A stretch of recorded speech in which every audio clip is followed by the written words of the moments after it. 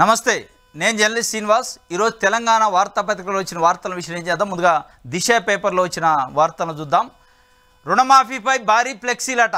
BRS Congress ప్రభుత్వాల అమలు తీరుపై మార్కెట్లు, మండల కేంద్రాలు, రైతు వేదికల్లో ప్రదర్శన, ప్రజలకు స్పష్టత ఇచ్చేందుకు ప్లాన్ అట. ఇప్పటికే టీపీసీసీ నిర్ణయం డీసీసీలకు సైతం ఆదేశాలు జారీ చేసిందట. గులాబీ పార్టీని ఇరకాటంలో పెట్టే స్ట్రాటజీ అట. రుణమాఫీపై భారీ ఫ్లెక్సీలు. మీరు పెట్టాల్సింది భారీ ఫ్లెక్సీలు కాదు. రుణమాఫీ అయింది, వాస్తవమే. ఒక 18,000 కోట్ల రూపాయలు రుణమాఫీ అయింది. కానీ రైతులు దాదాపు 40% మంది ఉందని ప్రజల నుంచి వస్తున్న ఫీడ్బ్యాక్. జబ్బు రోగం ఒకటైతే మందు ఒకటైతే జబ్బు ఒకటైతే మందు వేసినట్టు ఈ ఫ్లెక్సీలు పెట్టి అతుకులు పెడితే కాదు నాయన. ఇది మీరు చేయాల్సింది ఆ జీవోలో అమెండ్మెంట్ చేయాలి. 567 అని ఒక జీవో ఇచ్చారు జూలై 18కి ముందు రోజు. రుణమాఫీ ఎవరెవరికి చేయాలి, ఎట్లా చేయాలి, ఎవరు అర్హులు గారని మీరు ఒక జీవో ఇచ్చారు. ఆ జీవోలో రేషన్ కార్డు ఉన్న రైతులకే రుణమాఫీ అని చెప్పారు. మళ్ళీ దాని తర్వాత ముఖ్యమంత్రి గారు, మంత్రులు ఎక్కడ పడితే అక్కడ ఏది పడితే అది మాట్లాడుతున్నారు. లేదు రుణమాఫీ అందరికీ ఇస్తాం, రేషన్ కార్డుతో సంబంధం లేదన్నావు. మరి జీవోలో ఇచ్చిన దాన్ని అమెండ్ చేసినవా? చేయవు. కుటుంబాన్ని ఎట్లా డిక్లేర్ చేస్తారంటే అమెండ్ చేయవు. ఆధార్ కార్డులో రేషన్ కార్డులో తప్పులు ఉంటే ఏందనేది అమెండ్ చేయవు. 2 లక్షలకు పైగా రుణం ఉన్న రైతులు మీరు ముక్కు విండి డబ్బులు వసూలు చేసుకోండి అని బ్యాంకులకు మీరు స్వేచ్ఛ ఇచ్చారు. వాళ్ళు అక్కడ పోతే మీరు డబ్బులు కడితే తప్ప మీరు మాఫీ కాదు. 2 లక్షలకి ఎంత పైన ఉంటే తప్ప మీరు పే చేయాలి. నువ్వు ఏం చేస్తావో తనువు తాకట్టు పెట్టని డబ్బులు కట్టాలని స్వయాన వ్యవసాయ శాఖ మంత్రి తుమ్మల నాగేశ్వరరావు గారు లేదు మీకు ఇక్కడ 2 లక్షల మాఫీ రావాలంటే మీరు బ్యాంకుకు చెల్లించాలని ఆయన ఒక బ్యాంకు ఫీల్డ్ అసిస్టెంట్ లెక్క ఆ బాధ్యత తీసుకుండు.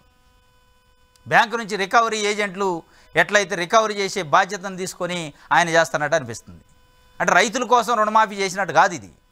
బ్యాంకర్ల కోసం బ్యాంకులు దివాలా చేస్తానని బ్యాంకులకు తొందరగా 18,000 కోట్లు 27 రోజుల్లో బ్యాంకులకు కలెక్షన్ చేసి పెట్టింది ప్రభుత్వం. కానీ ఒకవైపు ప్రజలు రోడ్లపైకి వస్తున్నారు, రైతులకు రుణమాఫీ కావట్లే. అది వదిలిపెట్టి ఫ్లెక్సీలు పెట్టండి మండల కేంద్రాల్లో, మార్కెట్ల దగ్గర, రైతు వేదికల దగ్గర. ఈ ఫ్లెక్సీలని ఏమంటారు అంటే జబ్బు ఒకటైతే మందు ఒకటైతే అంటారు. ఏంది ఈ ఫ్లెక్సీలతో ఏమైంది? వాళ్ళ సమస్యలు పరిష్కారం చేయడానికి జీవోలు పెట్టండి, ఫ్లెక్సీలు కాదు మీరు పెట్టాల్సింది. ఆ జీవోని అమెండ్మెంట్ చేయండి. రేషన్ కార్డు లేని రైతులకి ఏ విధంగా రుణమాఫీ ఇస్తున్నారు ఒకటి. రెండోది పాస్బుక్. లోను తీసుకున్న రోజు భూమి ఉంది, పాస్బుక్ ఉంది, ఇలా భూమి అమ్ముకుంటూ ఆర్థిక పరిస్థితి బాగలేక ఆయనకు లోన్ ఉంది. ఆ లోన్ని ఎట్లా మాఫీ చేస్తారు? లేదు చనిపోయిన వ్యక్తులకు లోన్ ఉంది, ఆ లోన్ని ఎట్లా మాఫీ చేస్తారు? 2 లక్షలకు పైగా గడిచిన 10 సంవత్సరాల్లో బీఆర్ఎస్ 2 సార్లు రుణమాఫీ చేస్తా అని చెప్పడం వల్ల టైంకి పే చేయకపోవడం వల్ల వడ్డీలకు వడ్డీలు అయి డబల్ అయినాయి. 2 లక్షలు దాటిపోయినాయి. ఆ 2 లక్షల పైన ఉన్న రైతుల పరిస్థితి ఏంది? వాళ్ళు ఇలా మీరు పే చేయాలి. 2 లక్షల పైన ఉంటే నువ్వు చేసిన తర్వాత నేను ఇస్తాను ఒక లాటరీ టికెట్ మాదిరిగా బోడుగుండుకి మోకాలకు లంకె పెట్టినట్టు పెడుతున్నారు. ఆ బోడుగుండుకి మోకాలకు లంకె పెట్టే కార్యక్రమం పైన ఏం చెప్తున్నారు మీరు? ఇవాళ మీరు ఇచ్చే రైతు భరోసా అయ్యారు, ఇవాళ పెట్టుబడుల టైము, వాళ్ళ దగ్గర డబ్బులు లేవు రైతుల దగ్గర. మీరు గొంతు మీద కత్తి పెట్టి నువ్వు కడతావా బ్యాంకులో డబ్బులు కట్టు, లేదంటే నేను 2 లక్షలు ఇవ్వాలని ఈ లంకెలు పెట్టి కూర్చొని దానికి సంబంధించి ఏం చెప్తారో చెప్పాలా. ఏం బ్యాంకులకి చెల్లించాల్సి ఉంటే వాళ్ళు చెల్లిస్తారు. ఇన్ని రోజులు లేని ఆరాటం ఆందోళన ఇవ్వాలేదు. మీరు బ్యాంకుల పక్షాన వకాలత పుచ్చుకొని నువ్వు బ్యాంకుకు పోయి డబ్బులు కడతావా కట్టు, లేదంటే నీ పని కథవా అని చెప్పే పరిస్థితి రైతులను ఒక రకంగా కత్తి పెట్టి గొంతు మీద బెదిరిస్తున్న పరిస్థితి ఉంది ప్రభుత్వం. మీరు చేయాల్సింది ఇది కాదు. మీరు ఇస్తానన్నది ఏంది? మేము 2 లక్షల రుణమాఫీ ఇస్తాం, రైతులు అప్పుల పాలయ్యారు ఈ 10 ఏళ్లలో అన్నారు. మరి అప్పుల పాలైన రైతు 2 లక్షలకు పైన ఉన్న డబ్బులు ఎక్కడ తెచ్చి కట్టాలా? 5 రూపాయల వడ్డీకి 10 రూపాయల వడ్డీకి తెచ్చి పే చేయాలా? ఆ మాత్రం సోయి, ఆ మాత్రం జ్ఞానం మీకు లేదా? అర్థం కావట్లేదా? మరి అందరూ మేము రైతులే అంటారు. మాది రైతు కుటుంబం, నేను రైతుని, ప్రతోడు రైతే. ముఖ్యమంత్రి కానించి మొదలు పెడితే ఎమ్మెల్సీ ఎమ్మెల్యేల దాకా అందరం మేము రైతులే అంటారు. మీరు రైతులై ఉండి రైతులకు సంబంధించిన బాధలు తెలిసి ఇవాళ జూలై ఆగస్టులో ఉన్నాం మనం. ఇవాళ రైతులకు పెట్టుబడులు ఉంటాయి. మీరు కట్టవా అని వాళ్ళకి ఏదో బ్యాంకోడికి ఇట్లా ఈఎంఐలు కట్టవని ఎంటబడ్డట్టు ప్రభుత్వం పడుతుంది ఇవాళ పరిస్థితి. మీరు ఇస్తానన్న 2 లక్షలు ఏదో వాళ్ళ అకౌంట్లో వేయండి. ఆ పైన ఉన్న బ్యాంకుకి వాళ్ళకి సంబంధించిన రైతు బ్యాంకు చూసుకుంటారు. వాళ్ళు ఇవాళ ఈ రోజు కడతారా, 6 నెలలకు కడతారా, 10 నెలలకు కడతారా, పంటలు వచ్చినప్పుడు కడతారా అనేది వాళ్ళు చూసుకుంటారు. ఇది మొత్తానికి భారీ ఫ్లెక్సీలు కాదు మీరు పెట్టాల్సింది. మీరు ఏదైతే జీవో ఇచ్చారో జీవోలో సవరణలు చేయాలి. అసలు ఏం సమస్యలు ఉన్నాయో అది మాట్లాడండి. అది మాట్లాడకుండా మంత్రులు ఒక్కొక్క ఆయన రోజు బయటకు వచ్చి చెప్తుండ్రు, మేము 31,000 కోట్ల రుణాల మాఫీకి కట్టుబడి ఉన్నాం అంటుండు. కట్టుబడి ఉంటే ఆపేదోడు మరి అందరు కట్టుబడి ఉండే, ఆపుతుందోడు నిన్ను ఎవడో ఆపట్ల. కనీసం దానిపైన రివ్యూ లేదు, సమీక్ష లేదు, ముఖ్యమంత్రికి ఇవ్వాలి. ఇంత పెద్ద ఇష్యూ రోజు బ్యాంకుల చుట్టూ, అగ్రికల్చర్ ఆఫీసుల చుట్టూ పోయి వందల వేల మంది రైతులు పడిగాపులు కాస్తున్న వాళ్ళ చేలల్లో పనులు వదిలిపెట్టి. వాళ్ళ గురించి కాదు మీరు మాట్లాడాల్సింది. హైడ్రాకు సీఎం ఫ్రీ హ్యాండ్, కూల్చివేతలపైన ఆఫీసర్ల నుంచి వివరాలు, దానమ నాగేంద్ర మీద కేసు పైన చర్చ, హైడ్రా డెసిషన్స్ పై ముఖ్యమంత్రి సపోర్టు, హైడ్రాకు సీఎం ఫ్రీ హ్యాండ్ ఇచ్చిండట. ఎవరిని గోల్చడానికి ఫ్రీ హ్యాండు? ఓన్లీ రాజకీయ ప్రత్యర్థుల ఫామ్ హౌజులు, రాజకీయ ప్రత్యర్థులకు సంబంధించిన ఇళ్లను గోల్చడానికే, లేదు సాఫ్ట్వేర్ ఉద్యోగాలు, చిన్న చిన్న ఉద్యోగాలు చేసుకుంటూ ఈఎంఐల పద్ధతిలో అపార్ట్మెంట్లు కొనుక్కున్న బాధితుల్ని ఇళ్ళు గోల్చడానికే మీరు ఫ్రీ హ్యాండ్ ఇచ్చింది. మొన్న ఒక సాఫ్ట్వేర్ ఉద్యోగం చేసే మహిళ బయటకు వచ్చి కన్నీరు పెట్టుకుంటుంది పాపం. ఆమె ఒకటే సూటిగా ప్రభుత్వాన్ని అడిగింది, మీరు ఇచ్చిన జిహెచ్ఎంసీ పర్మిషన్స్, మీరు ఇచ్చిన రేరా పర్మిషన్స్, హెచ్ఎండిఏ పర్మిషన్స్ వాళ్ళు మాకు చూపించారు, దాన్ని చూసే మేము ఆ ఇల్లు కొనుక్కున్నాం, అది షెర్లో ఉందా, మరి బయట ఉందా, మాకేట తెలుస్తుంది, బఫర్ జోనా ఎఫ్టీఎల్ అనేది ఎవరు నిర్ధారణ చేయాలి? జిహెచ్ఎంసీ కాదు, హెచ్ఎండిఏ కాదు, ఇరిగేషన్ డిపార్ట్మెంట్ కాదు, రేరా కాదు, మీరందరూ ఏం పర్మిషన్లు ఇస్తారు? ఆ పర్మిషన్ని పెద్ద పెద్ద ఫ్లెక్సీలు యాడ్లు వేసి వాళ్ళు అమ్ముకుంటారు ప్లాట్లు. అంటే పర్మిషన్ ఇచ్చినోడు బాగానే ఉండు, ప్లాట్లు అమ్ముకోండు పోయినోడు బాగానే ఉండు, కొన్నోడి నోట్లో మట్టి కొట్టారు ఇవాళ మీరు. దానికే మీరు ఫ్రీ హ్యాండ్ ఇచ్చింది. ఎవడైతే పర్మిషన్ ఇచ్చిండో వాడిని గుంజకొచ్చి జైలు వేయద్దు. ఎవడైతే ఆ ప్లాట్లు దొంగ పర్మిషన్లు తీసుకొని లంచాలు ఇచ్చి పర్మిషన్లు తెచ్చి అమ్మిండో వాడిని కాదు నువ్వు జైలు వేయాల్సింది. వాడిని జైలు లేకుండా జేసీబీలు బుల్డోజర్లు తీసిపోయి ఈఎంఐల పైన కొనుక్కొని వాళ్ళ కళ్ళ ముందే వాళ్ళ ఇళ్ళని కూల్చుతున్నారు. ఇదే మీ ఫ్రీ హ్యాండ్. దీనికోసం హైడ్రా దీనికోసం కాదు ఉండాల్సింది. అనేక మంది బడాబాబులు దాని హిమాయత్ సాగర్ చుట్టూ, గండిపేట చెరువు చుట్టూ పెద్ద పెద్ద ఫామ్ హౌజులు పట్టుకొని జల్సాలు చేస్తున్నారు, లగ్జరీ లైఫ్ అనుభవిస్తున్నారు. ఇక దాన్ని మీరు సర్వే చేయాలి. ఫస్ట్ నిజంగానే మీకు హైడ్రాకి చిత్తశుద్ధి ఉంటే ఈ హైదరాబాద్ పట్టణంలో ఉన్న, హైదరాబాద్ నగరంలో ఉన్న చెరువుల్ని సర్వే చేయండి. ఫస్ట్ సర్వే చేసి చెరువులకి ట్రంచింగ్ కొట్టండి. మీరు ఫ్రీ హ్యాండ్ ఇచ్చారట మేము నమ్మాలా? మీరు మొన్న ఇంటికి పోయి కండవ కప్పిన నాయకులు ఉన్నారు కొంతమంది. ఇదే బీఆర్ఎస్ పార్టీలో 10 ఏళ్ళ నుండి అనేక దందాలు చేసిన నాయకులు, పటాన్ చెరువు ఎమ్మెల్యే మహిపాల్ రెడ్డి కూడా ఉండు. వాడు అనేక చెరువులు కబ్జా చేసిండు. వాడిని నువ్వు కండవ కప్పితి, నువ్వు ఆరాటపడి ఇంటికి పోయి కండవలు కప్పేటోడు హైడ్రాకి ఫ్రీ హ్యాండ్ ఇచ్చి వాళ్ళ మీద కేసులు పెట్టేతో అది మేము నమ్మాలా? నీ ఆరాటం, నీ తపనంత ఏంది? నీ ఎమ్మెల్యేలని నీ బలగాన్ని పెంచుకోవడానికి నీ తప్ప దానికోసం ఈ హైడ్రాలు తప్ప, బెదిరించడానికి ఈ హైడ్రాలు తప్ప, ఇది మీ రాజకీయ భవిష్యత్తు కోసం, మీ రాజకీయాల కోసం ఇది ఒక క్రీడ ఆడుతున్నారు తప్ప దీంట్లో బలైపోతుంది ఎవరంటే మళ్ళీ సామాన్యులే. నిన్న ఇది సోషల్ మీడియాలో బీఆర్ఎస్ సోషల్ మీడియాలో పెట్టారు, వాళ్ళు ఎక్స్లో పోస్ట్ చేశారు. బీఆర్ఎస్ వివేక్ వెంకటస్వామి అట, పొంగులేటి శ్రీనివాసరెడ్డి అట, గుత్తా సుఖేందర్ రెడ్డి, పట్నం మహేందర్ రెడ్డి, వీళ్ళకి సంబంధించిన ఫామ్ హౌజులుగా దాని చుట్టే ఉన్నాయి, గండిపేట చుట్టే బఫర్ జోన్లో ఉన్నాయట. వాటిని కూల్చు నువ్వు ఫ్రీ హ్యాండ్ ఇచ్చినట్టే. ఇది నువ్వు ఫ్రీ హ్యాండ్ ఇచ్చి పెద్ద పెద్ద అపార్ట్మెంట్లలో 20 అంతస్తులు 30 అంతస్తులు కట్టించి పర్మిషన్లు ఇచ్చి మీరే అమ్మిచ్చిన ఫ్లాట్లు సామాన్యులు కొనుక్కున్నారు. చిన్న చిన్న ఉద్యోగాలు చేసుకునే వాళ్ళు కొనుక్కుంటే వాళ్ళ కళ్ళ ముందే వాళ్ళ కళల్ని చిదిమేస్తుంటే వాళ్ళు బాధపడుతున్నారు. ఇవాళ బడాబాబులు మంచిగానే ఉన్న వాళ్ళు ఏసీ రూమ్లో వాళ్ళు ఎంజాయ్ చేస్తున్నారు. ఇది హైడ్రాక్ అయితే ఫ్రీ హ్యాండ్ ఇచ్చిండట. ఆ ఫ్రీ హ్యాండ్ దేనికోసం అనేది మనకి భవిష్యత్తులో తెలుస్తుంది.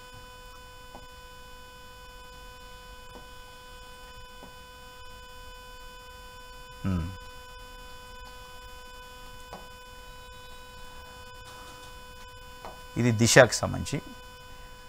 నమస్తే తెలంగాణలో రైతన్నలపై పోలీసు ఉక్కుపాదం. ఆదిలాబాద్ జిల్లాలో 15 మందిపై కేసులట. సీఎం రేవంత్ను అవమానించారని ఆరోపణ.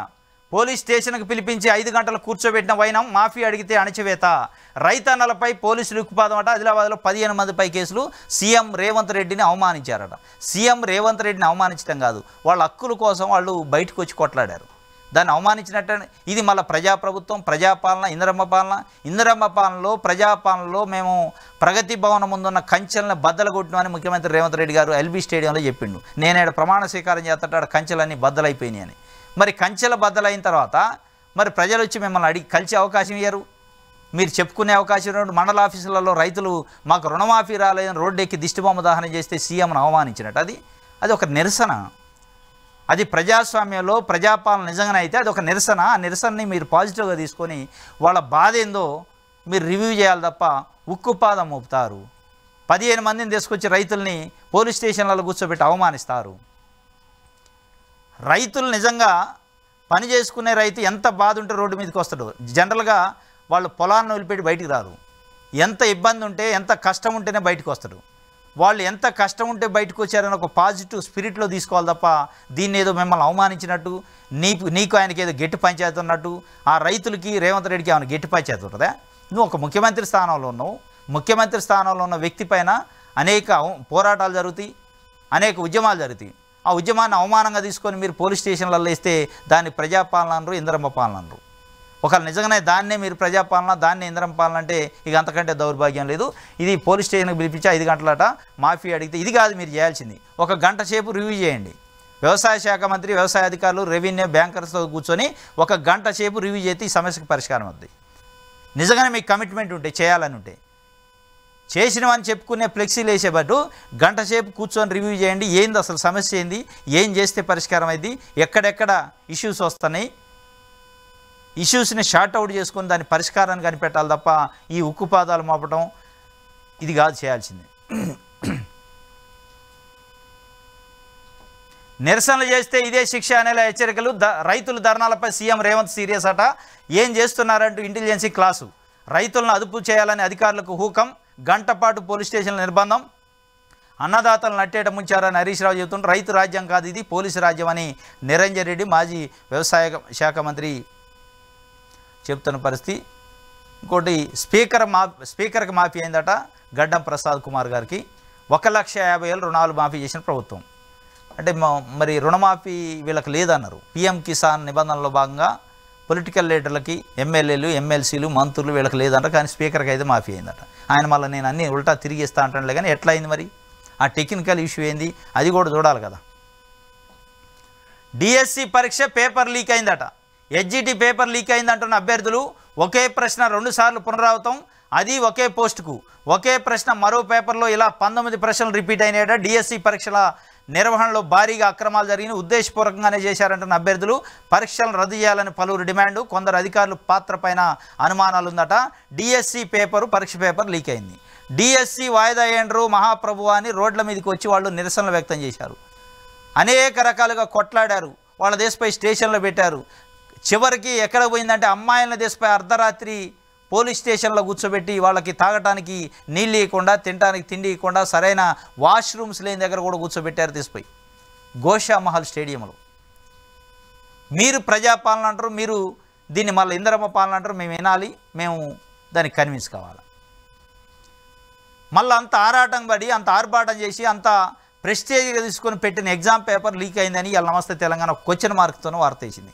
మరి ఇది ఎంతవరకు నిజం ఎంతవరకు అబద్ధం తెలియదు కానీ లీక్ అయింది. దాంట్లో కొన్ని ఆధారాలను వాళ్ళు చూపిస్తాను. 19 ప్రశ్నలు వచ్చినాయట, రిపీటెడ్ క్వశ్చన్లు. మళ్ళీ ఇంకేదో నిన్న విద్యా అధికారులు ఒక వివరణ ఇచ్చారు. లేదు 19 కాదు ఇంకో 19 వచ్చినా మీకు నష్టం లేదు అంటాడు. నష్టం లేదని నువ్వు చెప్పడానికి ఎగ్జామ్ రాసిన అభ్యర్థి చెప్పాలి నష్టం ఉందా లేదా అని. నువ్వు ఇచ్చిన క్వశ్చన్లే 19 సార్లు 20 సార్లు ఇస్తే మెరిట్ ఉన్న స్టూడెంట్కి నష్టం కాదు అంటే నువ్వేం చేస్తావు? ఆ 19 క్వశ్చన్లు తీసేస్తావు. అదే వర్త్ ఉన్న స్టూడెంట్ 19 క్వశ్చన్లు మీరు జెన్యూన్గా ఇచ్చుంటే వాడికి మార్కులు వస్తాయి కదా. నువ్వు 19 తీసేసి అందరినీ రానోడిని చదువు వచ్చినోడిని చదువు రానోడిని ఒకటే ఘటన కడతావు. నువ్వు నష్టం లేదు మీకు అని చల్లటి కబురు చెప్తున్నాను. మొత్తానికైతే డిఎస్సి పైన నీళ్ళు నీళ్ళు గమ్ముకున్నాయి. రిజల్ట్ కూడా ప్రశ్నార్థకం అయ్యే పరిస్థితి. మొత్తానికి లీక్ అయింది అనేది అయితే ఒక వార్త వస్తుంది. వీటిపైన కొంతమంది అధికారుల పాత్ర కూడా ఉంది. రద్దు చేయాలని డిమాండ్ చేస్తారట. అసలు వాళ్ళు వాయిదా ఏంటారు మహాప్రభు అనరు. వాయిదా వేస్తే పోయేది అంత హడావుడిగా పెట్టి పేపర్ లీకేజ్ అయ్యేదానికి తీసుకొచ్చి ఇవాళ వాళ్ళ బతుకుల్ని మళ్ళా బజార్న పడేసే కార్యక్రమాన్ని చేసిండు. ఇది ఒక వార్త. డిఎస్సి పరీక్ష అయితే లీక్ అయిందట. రాజీవ్ విగ్రహం తీసేస్తాం, సచివాలయం ముందు తెలంగాణ తల్లి విగ్రహం ఏర్పాటు చేస్తాం, ఎయిర్పోర్ట్ పేరు మారుస్తాం, తెలంగాణ ప్రముఖుడు పేరు పెడతాం, అధికారంలోకి వచ్చేది మేమే, రాగానే అవన్నీ చేస్తామని కేటీఆర్ చెబుతుండు. తెలంగాణ తల్లి కోసం సెక్రటరియట్ ముందు తెలంగాణ తల్లి విగ్రహం పెట్టడానికి ప్లేస్ ఉంచారు కేసీఆర్ ప్రభుత్వం. ఆ ప్లేస్లో ఇవాళ రాజీవ్ గాంధీ విగ్రహం పెడుతున్నారు, దాన్ని మేము రాగానే తొలగిస్తామని ఈయన అంటున్నాం. అంటే ఏం రాగానే రాజీవ్ గాంధీ విగ్రహం తొలగిస్తాడు, తెలంగాణ తల్లి విగ్రహం పెడతారు. ఆయన వచ్చి తెలంగాణ తల్లి విగ్రహమో లేకపోతే కేసీఆర్కి సంబంధించి తెలంగాణ ఉద్యమకారుల విగ్రహాలు ఉంటే ఆయన తొలగించి ఆయన పార్టీ నాయకులు పెట్టి ఇట్లా మొత్తానికి ఆయన తొలగించినా ఈయన పెట్టినా ఏం తొలగించినా ఆయన పెట్టినా ప్రజల సొమ్ముతోని గేమ్లు ఆడతారు వీళ్ళు. ఆయనైనా ప్రజల సొమ్మే, ప్రతి పైసా ఇవాళ రాజీవ్ గాంధీ విగ్రహం పెట్టినా రేపు ఈయన పెడుతున్నాను తెలంగాణ తల్లి విగ్రహం పెడతానన్నా వీళ్ళ ఇంట్లో సొమ్ము పెట్టట్లా ఎవడు. ప్రభుత్వం సొమ్ము ప్రజల సొమ్మును పెట్టి ఒకటి పెట్టడం ఇంకోటి తీసేయటం, ఒకటి పెట్టడం ఇంకోటి తీసేయటం, ఈ కార్యక్రమం చేయబోతుండట. మొత్తానికి ఇది రాజీవ్ గాంధీ విగ్రహాన్ని మేము తీసేస్తామని ముందే అల్టిమేటం ఇచ్చిండు.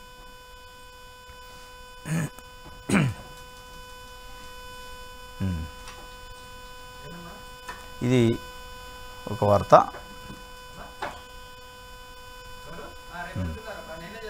నమస్తే తెలంగాణకు సంబంధించి సాక్షి పేపర్. రక్షాబంధనాలు బాలికల గురుకులంలోకి అన్నదమ్ములను అనుమతించిన ప్రిన్సిపాలు, కిటికీల్లోంచే రాఖీ కట్టిన అక్కా చెల్లెళ్ళు, పండగ పూట పిల్లల ఆనందం ఆవిరి అట. రక్షాబంధనాలు, బంధనాలతో రక్షాబంధనం జరిగిందట. మరి ఈ బంధనాలు పెట్టకూడదు. ఆ ప్రిన్సిపాల్ వాడు మనిషా పశువు కానీ ఎలా చేస్తేంది? ఎవడోడో ఆకతాయిలు పోయి పిల్లలను వేధిస్తుంటే తప్పులేదు, కానీ సొంత అన్నదమ్ములు వచ్చి రక్షాబంధన కడతారంటే పేరెంట్స్ కదా, ఏమవుతుంది? కొంపల మునిగేదేముంది, భూమి బద్దలయ్యేదేముంది? ఈ గింత కూడా కామన్ సెన్స్ లేకుండా ఇదే తంగళపల్లట. అన్నా చెల్లి అక్క తమ్ముడు అనుబంధానికి రాఖీ పండుగ ప్రతీక, కానీ ఇక్కడ బంధనాల నడుమ వేడుకలు జరుపుకోవాల్సి వచ్చింది. కిటికీల సందుల్లోంచి అనేక ఇబ్బందులు పడుతూ రాఖీలు కట్టించుకున్నారు. రాజన్న సిరిసిల్ల జిల్లా తంగళపల్లి మండలంలోని బద్దెనపల్లి తెలంగాణ సాంఘిక సంక్షేమ బాలికల గురుకుల కళాశాల ఉంది. సోమవారం రాఖీ పండుగ కావడంతో అక్కా చెల్లెలతో రాఖీలు కట్టుకునేందుకు సుదూర ప్రాంతాల నుంచి సోదరులు తల్లిదండ్రులతో కలిసి తరలి వచ్చారు. ప్రిన్సిపల్ గురుకులంలోకి అనుమతించలేదు, ఎంత ప్రాధాయపడిన ససేమేరా అన్నాడట. వీళ్ళు అంటే పేరెంట్స్ను అన్నదమ్ములను అనుమతించవద్దు, కానీ ఆకతాయిలు పిల్లలను వేధించేవాళ్ళు యాసిడ్లు పోసేటోళ్ళు వాళ్ళని అనుమతిస్తాడు ఈ ప్రిన్సిపాల్. ఏం కొంపలు మునుగుతున్నాయి వాళ్ళ పేరెంట్స్. మీకు తెలుసు పేరెంట్ ఎవడు అన్నదమ్ములోడు తెలియదా మీకు? మీ దగ్గర చదివే పిల్లలకు సంబంధించి ఇన్ఫర్మేషన్ మీ దగ్గర ఉంటుంది. ఇదంతా పైచాచిక ఆనందం అన్నట్టు. కుండపోత ఒక్కపోత పక్కనే ఉన్న రెండు ప్రాంతాలు విభిన్న వాతావరణ పరిస్థితులు. అయితే అతివృష్టి లేదా అనావృష్టి అట. కొన్ని జిల్లాల్లో అత్యధిక భారీ వర్షాలు, మరికొన్ని జిల్లాల్లో లోటు వర్షపాతం నమోదు. వాతావరణ మార్పులతో గతి తప్పిన ఎండా వానలు, సాధారణ ఉష్ణోగ్రత సాధారణ వర్షపాతం గణాంకాల్లో భారీ వ్యత్యాసం. ఆగస్టులో అసాధారణ ఉష్ణోగ్రతలట. విద్యుత్ వినియోగం పైన భారీగా పెరిగిన వైనం. ఒకవైపు కొండపోతుంది, ఇంకొక ఉక్కపోత అయితే తీవ్రంగా ఉంది. ఈ మధ్య 1 వీక్ నుంచి ఉక్కపోత సమ్మర్ కంటే ఘోరంగా ఉంది. ఆ ఉక్కపోత కాగానే ఇంకో గంటలోనే కుంభవృష్టి, మళ్ళీ కుండపోత వర్షం. హైదరాబాద్లో తీవ్రమైన ఇబ్బందులు పడుతున్నారు ప్రజలు. ఎక్కడెక్కడ బండ్లు కార్లు కొట్టపోయిన పరిస్థితి నిన్న ఈవినింగ్ వచ్చిన వర్షంలో అయితే. కుండపోత అంటే కుండపోత, దాంట్లో డౌటే లేదు. మళ్ళీ ఇవాళ తెల్లవారుదామని కూడా అదే పరిస్థితి. కుండని మొత్తం బోర్లు ఇస్తే ఎట్లా వచ్చిందో, పగల కొడితే ఎట్లా వద్దో అట్లా వచ్చింది. కుండపోత అనమాట. 31,000 కోట్ల రుణమాఫీ కట్టుబడి ఉన్నాం. మంత్రి ఉత్తమ్ కుమార్ రెడ్డి స్పష్టీకరణ. మీరు 31,000 కోట్ల రుణమాఫీ కట్టుబడి ఉంటే మీ చేతులు ఎవడు కట్టేసిండు? మీ కట్టుబడి ఉంటే ఎవడు ఆపుతుండే మిమ్మల్ని? ఈ అర్థం పర్థం లేని కామెంట్లు ఇవన్నీ మీరు ఎక్కడనో ప్రెస్ మీట్లలో మాట్లాడటం కాదురా నాయన. మీరు సెక్రటరీకి రండి, దానికి సంబంధించిన అధికారులతో కూర్చోండి, దానికి సవరణలు చేయండి. ఏం చేయాలో అది చేయకుండా ఏ జిల్లాలో కడితే ఆ జిల్లాలో ప్రెస్ మీట్లలో మేము కట్టుబడి ఉన్నాం, మేము చేసినాం, మేము చేస్తాం, ఈ కాదు కామెంట్లు. వీటితోని పరిష్కారం కాదు. మీరు కట్టుబడి ఉంటే ఎవడాపుతుండు? చేతులు కట్టేస్తాడు ఎవడన్నా. ఇవన్నీ ఉట్టిముచ్చట్లు అనమాట. పలు కారణాలతో కొందరికి రుణమాఫీ జరగలేదని వెల్లడి. అది అందరూ చెప్తుంది. ఇక నువ్వు చెప్పేది ఏముంది? పలు కారణాలతో కొందరికి జరగలేదా, జరగాల్సిన వాళ్ళకి ఏం చేస్తావో చెయ్యి. లోపాలు సరిదిద్దిన వెంటనే 100% మాఫీ చేస్తాను. 17,13,000 మందికి జరగని రుణమాఫీ. మంత్రి వెల్లడించిన గణాంకాలతో స్పష్టత వచ్చింది. 17,13,000 మందికి రుణమాఫీ కాలేదని స్వయాన ఇరిగేషన్ శాఖ మంత్రి, ప్రభుత్వంలో మంత్రిగా ఉన్న వ్యక్తే చెప్పాడు. 17,13,000 మంది ఇవాళ రోడ్ల మీదకి వచ్చారు మీరు చెప్పిన లెక్కల ప్రకారం. మరి ఆ రోడ్ల మీదకి వచ్చిన వాళ్ళకి సంబంధించిన సమస్యను పరిష్కరించడానికి ముఖ్యమంత్రికి లేదు, మంత్రులకు టైం లేదు, అధికారులకు అంతకంటే లేదు.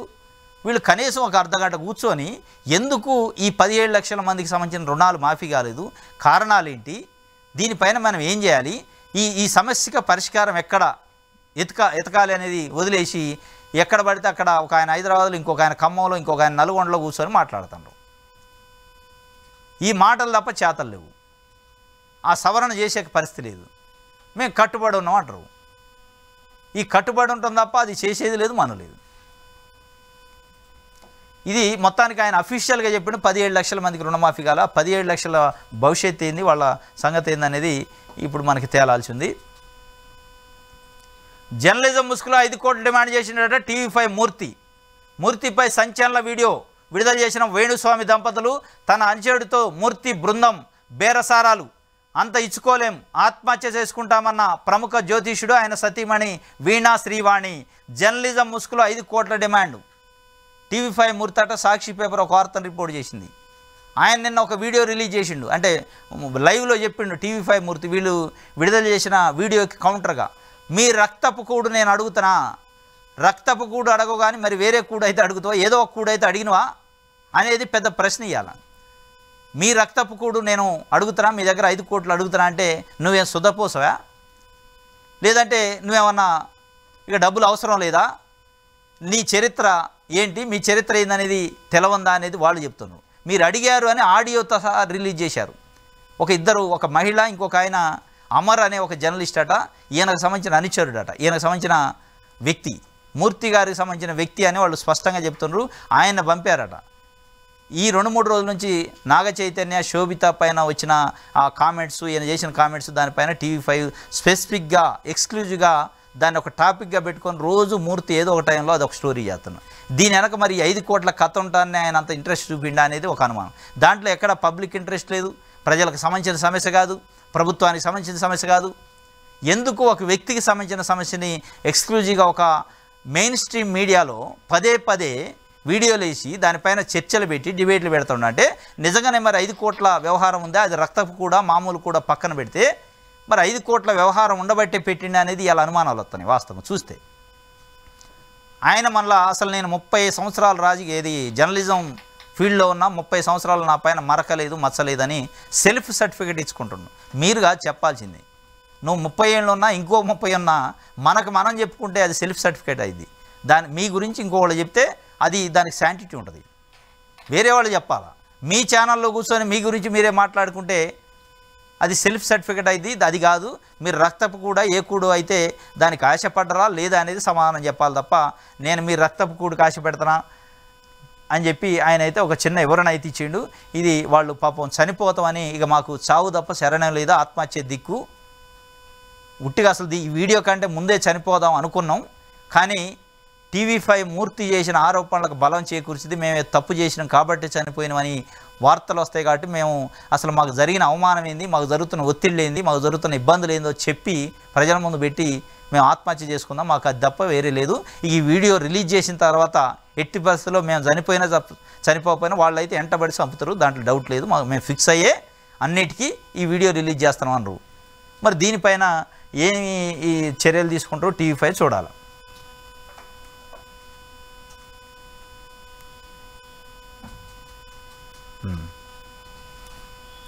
ఇది సాక్షికి సంబంధించి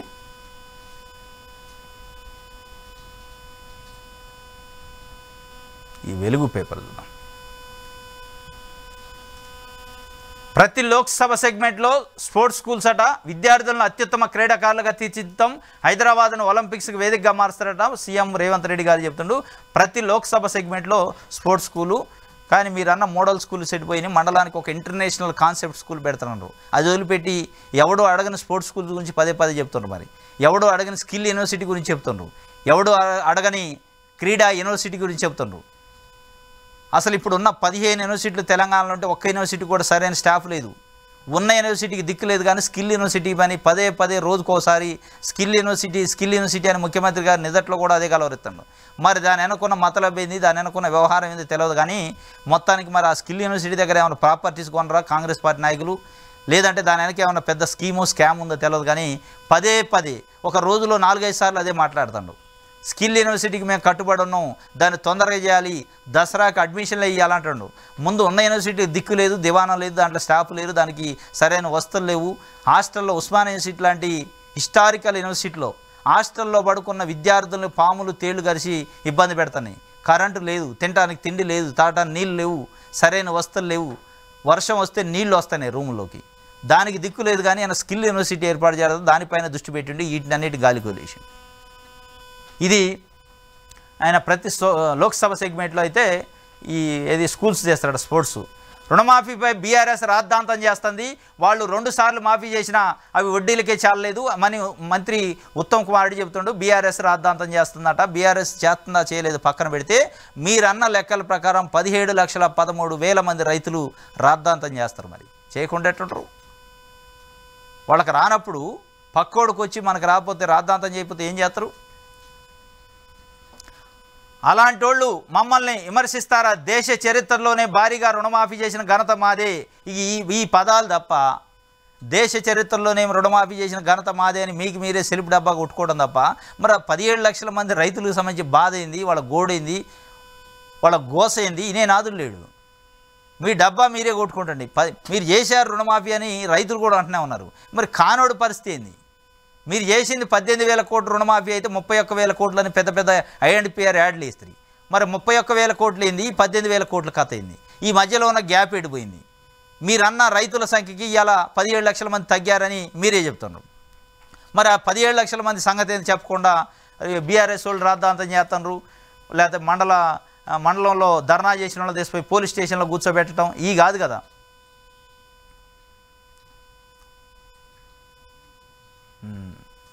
ఇది ఒక వార్త. డ్రైవర్ బస్సు ఎట్లా నడుపుతున్నాడు? ఆర్టీసీలో డ్రైవర్ మానిటరింగ్ సిస్టమ్ అట. బస్సులో కెమెరాలు, కమాండ్ కంట్రోల్ నుంచి మానిటరింగు త్వరలో అమలు చేసేందుకు అధికారులు సన్నాహకాలు. దూర ప్రాంతాలకు వెళ్లే బస్సులపైన మొదటి ప్రాధాన్యత, మొదటి విడతగా ఫోకస్, తర్వాత అన్ని సర్వీసులకు అమలు చేసే యోచన. అంటే బస్సు డ్రైవర్, ఆర్టీసీ డ్రైవరు బస్సుని ఎట్లా నడుపుతుండు? ఏమైనా సెల్ ఫోన్ మాట్లాడుకుంటూ నడుపుతుండా? దిక్కులు చూసుకుంటూ నడుపుతుండా? ఆయన వ్యవహార శైలి ఎట్లుంది? ఈ అన్నింటినీ మానిటరింగ్ చేస్తారట. ఇది వాస్తవంగా మంచిది. ఎందుకంటే చాలామంది డ్రైవర్లు వెనక 50-60 మంది ప్యాసింజర్ ఉంటారు. వీడు సెల్ ఫోను మాట్లాడుకుంటూ డ్రైవింగ్ చేస్తాడు. సెల్ ఫోన్ మాట్లాడి డ్రైవింగ్ చేసేటప్పుడు వాడు కంట్రోల్లో ఉండదు. అది ఎటో పోది 50-60 మంది జీవితాలని బుగ్గిపాలు చేసే కార్యక్రమం చేస్తున్నారు. ఇది మానిటరింగ్ చేస్తారట. ముందు లాంగ్ రూట్లు బస్సులలో డ్రైవర్లకు పైన ఇది మానిటరింగ్ చేసి మిగతా అన్ని సర్వీసులకు పెడతారట. ఇది ఒక వార్త. ఎంక్వైరీ కమిషన్కు కాళేశ్వరం రిపోర్ట్ వచ్చిందట. మధ్యంతర నివేదిక సమర్పించిన విజిలెన్స్ శాఖ. కమిషన్ ముందు హాజరైన డీజీ సివి ఆనంద్ రేపటి నుంచి ప్రాజెక్టుపై బహిరంగ విచారణ, క్రాస్ ఎగ్జామినేషన్ చేయనున్న chairman justice Ghosh. Enquiry report ఇచ్చిందట విజిలెన్స్ అండ్ ఎన్ఫోర్స్మెంట్. కాళేశ్వరం పైన ఏం జరిగిందనే దానిపైన రేపటి నుంచి ప్రాజెక్టు పైన బహిరంగ విచారణ ఉంటుంది. క్రాస్ ఎగ్జామినేషన్ చేస్తారట ఘోష్, జస్టిస్ పిసి ఘోష్. దీనికి సంబంధించిన ఒక వార్త వెలుగు పేపర్ ఇచ్చింది.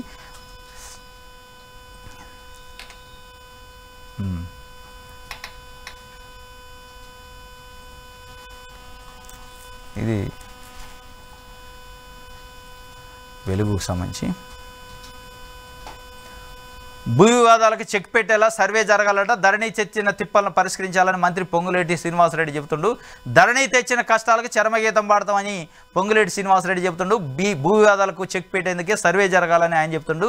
ఒకవైపు చంద్రబాబు నాయుడు గారు నేను సర్వే కోసం పోయి 20 సంవత్సరాల క్రితమే నాలుగు గరుచుకున్నా, సర్వేలు చేయొద్దు, జగన్మోహన్ రెడ్డి సర్వేలు చేసి పెద్ద తప్పు చేసిందని ఆయన చెప్తుండు. మరి వీళ్ళే మేము సర్వేలు చేస్తాం, మొత్తం చెక్ పెడతాం భూ వివాదాలకు అని చెప్తుండ్రు. మరి ఇది కరెక్ట్ అది కరెక్ట్. కానీ ఒక విధంగా అయితే మరి ధరణిలో ఉన్న లోటుపాట్లని, అవకతవకలను జరగకుండా ROR చట్టాన్ని తెస్తామని చెప్తున్న పరిస్థితి.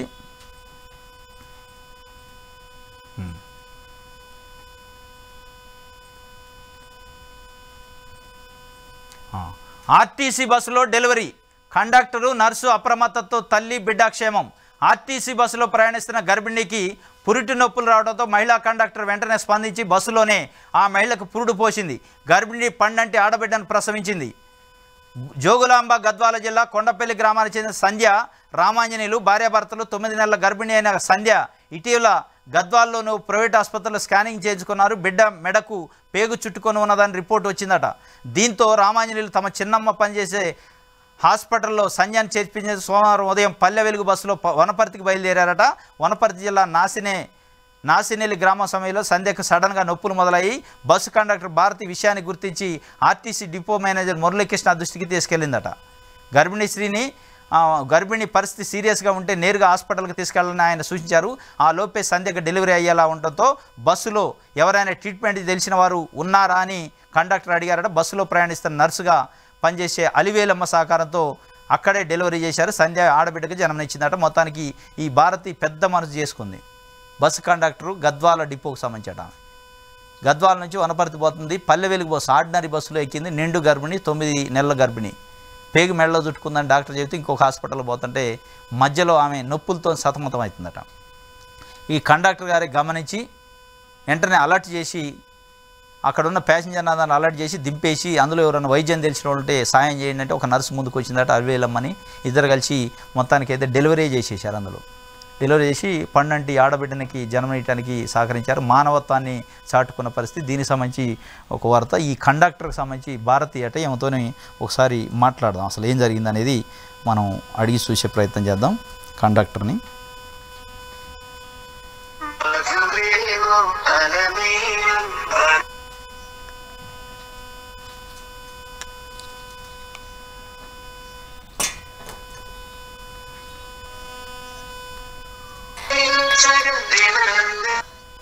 హలో హలో, ఎవరు?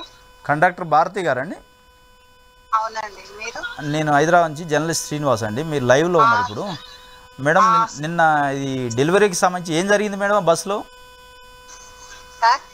బస్సులో ఎట్లా గుర్తించారు మీరు ఆ డెలివరీకి సంబంధించి? ఆ మహిళ నిండు గర్భిణి బస్సులో ఉంటే మీరు హెల్ప్ చేశారు కదా, అంటే ఎట్లా మీరు గుర్తించారు? ఆమె ఏమైనా నొప్పులు పడుతుందని మీకు చెప్పిందా? మీరే ఐడెంటిఫై చేశారా? ఏం హెల్ప్ చేశారా? ఆమె ఏం చెప్పలేదు సార్. ఆమె ఇబ్బంది పడుతుంది చూసి నేనే అడిగినా. ఓకే. ఏమ్మా ఏమైతుంది అని అడిగితే ఆమె కొంచెం పడుకుంటుంది, లేస్తుంది, అందుకని ఏదో బ్యాక్ పెయిన్, ప్రెగ్నెన్సీ లేడీస్ కదా బ్యాక్ పెయిన్ ఉండొచ్చు, కొంచెం నడుములు వస్తుంటాయి అని అనుకున్నా ఫస్ట్. కానీ తర్వాత ఇబ్బంది పడుతుంటే వెళ్ళి అడిగినా. అంటే పెయిన్స్ వస్తున్నాయి మేడం అని చెప్పింది ఆమె. Okay okay. అవునా, ఎట్లా ఉంది ఇప్పుడు? మీకు చాలా ఎక్కువ అనిపిస్తుందా, ఇబ్బంది అనిపిస్తుందా, హాస్పిటల్ కి వెళ్లే వరకు ఉండగలరా అని అంటే ఏమో మేడం అని చెప్పింది. సరే అని డ్రైవర్ అయితే కాస్త స్పీడ్ గా తొందరగా అయితే వెళ్ళు అని ఆమెకి ఇబ్బంది అవుతుంది అని చెప్పింది మా డ్రైవర్ కి.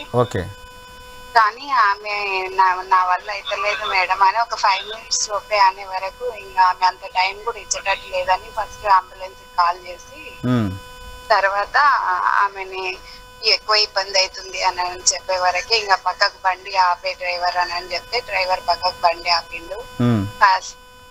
అందరినీ కాస్త ఆమెకి ఇబ్బంది అవుతుందంట, పెయిన్స్ వస్తున్నాయి, మీరు దిగండి సార్ అని అంటే అందరు కూడా దిగేసిండ్రు. పర్లేదులే మేడం అని చెప్పిండ్రు వాళ్ళు కూడా. ఓకే. అందులోనే బస్సులోనే మామూలుగా కండక్టర్లు అంటే మా డ్యూటీ మేము చేసుకుంటాం అంటారు కదా, మీకు ఆలోచన ఎట్లా వచ్చింది? మీరు ఎట్లా ఫీల్ అయ్యారు ఇది అయిన తర్వాత?